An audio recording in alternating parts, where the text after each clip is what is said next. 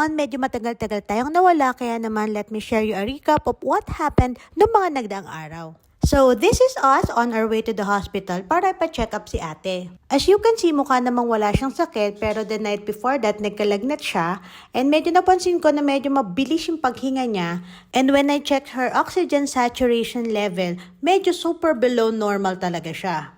Even the next morning nung chinek namin, below normal pa rin. As per Google kasi and as per the doctor, the normal range must be above 95%. Kaya naman, after siya ma-check up ng doktor, pinapunta din siya sa emergency para ma-monitor yung SpO2 level niya. Pinag-nebulize din siya para medyo lumuwag yung kanyang paghinga.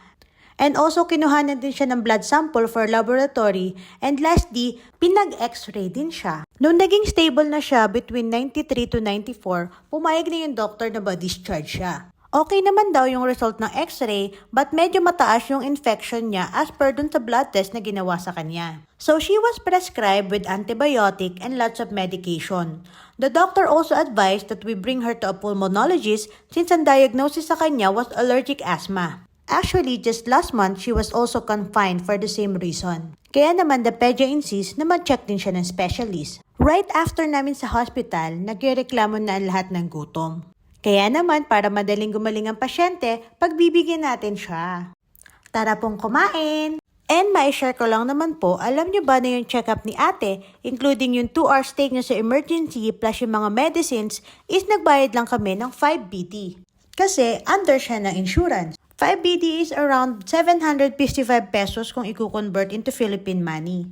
Ang laking bagay lang na under siya ng insurance since napakamahal talaga magkasakit and di naman natin totally kaya i-prevent yun. Isa talaga tong health insurance sa mga reason kung bakit mas bet ni daddy na dito na lang muna kami magstay na pamilya kaysa umuwi kami ng Pinas. Anyway, na makauwi na kami sa bahay, ganito yung naging setup namin. And since may work si daddy sa gabi, kaming mag-iina lang. So, kailangan ko silang i-entertain and para mas madali siyang gumaling, pinabigyan ko siya sa mga request niya. Kagaya na lang ng dragon na to na ewan ko lang kung saan ba niya nakita. At bilang inggitera din yung isa, hindi siya nagpalamang, nagpagawa din siya ng baby shark niya. And then the next day, nagpunta na nga kami dun sa pulmonologist na ni-refer ng pedya niya.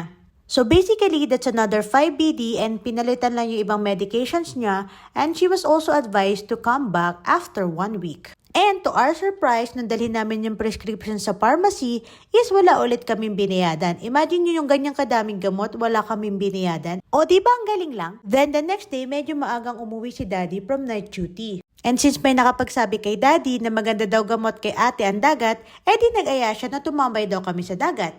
Ang usapan, tatambay lang talaga kami. Pero ang nangyari, ayan at pinaglaro ang mga bata sa tubig. Wala kaming extra damit. Buti na lang kamo may dala kaming extra tubig pang hugas ng kamay. At alam nyo ba kung anong oras na yan? 11:11 lang naman ng gabi. And then the next day was Thursday and sa office on duty ni daddy so maaga dapat ang labas niya. At bilang maaga ang labas ni daddy ng pangakuan ng mga bata, nalalabas ulit kami. Ang kaso, kaorasan, tumawag yung trabaho so need puntahan ni daddy. Kaya naman, iyak ang Zoe pag uwi sa bahay. Buti na lang at medyo maaga pa din nakauwi si daddy, kaya naman kahit paano napagbigyan pa din ng mga bata. And this time, we came prepared kasi may dala na kaming extra damit, although muntik-muntika nang kinulang yung baon namin tubig. And time check ulit muna tayo, dahil uuwi tayo bago mag-12. And dahil siguradong bitin sila, sabi na lang namin magsiswimming na lang kami. And sabi namin din, sa Saturday na lang kasi the next day is Friday and magsisimba muna kami. Then Saturday came, mga 6:30 AM, dumating kami dito sa Bodea Beach and medyo madami-dami nang naliligo. This is a public beach kaya okay na okay kasi wala kang kailangang gastusin. And kaya din gusto namin dito sa beach na to kasi subok na namin. Dito lang kasi namin pwedeng pakawalan si Sak na no need na namin siya laging habulin. Okay na okay din talaga mag-beach ngayon kasi hindi na ganun kainit. Unlike dati talagang kahit madaling araw, sobrang init sa labas. Pero ang main purpose din talaga namin kaya naisipan namin mag-beach is para sa health ni ate and also para makapag-enjoy yung mga kids since libre naman and magbe-benefit din talaga si kuya. Kita nyo naman enjoy na enjoy siya maglaro ng sand. Hindi ko na siya kailangan masyadong bantayan yan kasi kahit tumakbo yan or lumayo, kusa siyang bumabalik. And bilang coffee lover tayo, hanggang dito sa beach may dala akong kape. And for our breakfast, nagluto lang ako ng kanin, hotdog, chicken nuggets at saka luncheon meat. Solved na kami dyan. O diba, sabi ko naman sa inyo, hindi kailangan gumastos na malaki para mag-enjoy. At super nakaka-relax din pag nakikita mo yung anak mo na ganyan, hindi mo talaga kailangan laging habulin. At in fairness sa kanila ha, kahit gisingin mo sila na sobrang aga basta ganito ang mga lakad, hindi talaga sila magagalit or hindi sila magliligalig. Wala talaga sana akong planong maligo, but then napansin ko ayaw pumunta ni kuya sa tubig kapag hindi ako ang kasama. So napilitan na din ako maligo. Hanggang sa ayun, nag-enjoy na rin talaga ako. Kasi naman imagine mo yung tubig dyan, ang layo-layo mo na hindi pa rin lumalalim. And may share ko din nga pala, finally, na-overcome na ni ate yung takot niya sa water. Dati-rati kasi, every time na nagbi-beach kami, doon lang siya sa tabi, naglalaro lang ng buhangin. But finally, this time, hindi na talaga siya takot at pumupunta na siya sa tubig.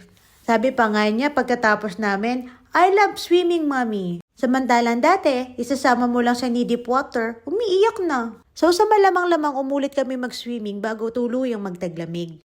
Padalawang family picture po muna bago umuwi. At eto na, uwi na po muna kami para makapagpahinga na. There is a saying that the best things in life are free. That happiness comes from the people you truly love, like your family. Spending our time with our family doesn't need to be expensive, because what really matters is the time that we give them. Every day we are given a lot of blessings and opportunities in life, and it's just up to us to make the choice. That's all for today's video. Thank you for watching. Bye!